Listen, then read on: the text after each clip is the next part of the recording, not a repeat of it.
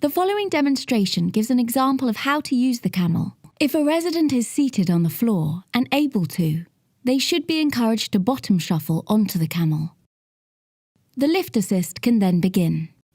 In the scenario, a person has fallen and been found lying on the floor.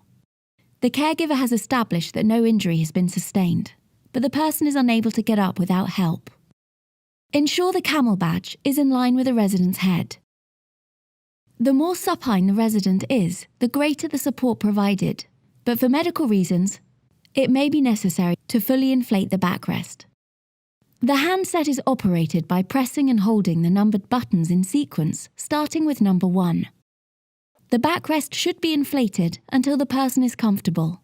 To stop inflation, release the button at any time. Apart from the backrest, it is essential that all sections are fully inflated before moving to the next. An uneven lift may occur if the resident is not positioned centrally on the Camel. This can easily be corrected by placing your hand on the opposite side. For reassurance, eye contact can be maintained throughout the entire lift.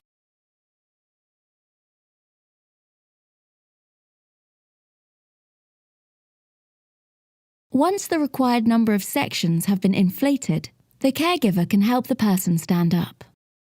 If necessary, the resident can rest until they are ready to be assisted to stand up or transfer off.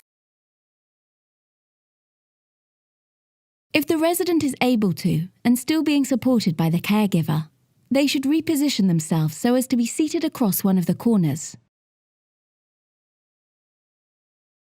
It's also possible to transfer off the Camel directly to a chair. The resident is seated on the Camel with a chair next to them. Once lifted, they are then able to side transfer onto the chair using a transfer board.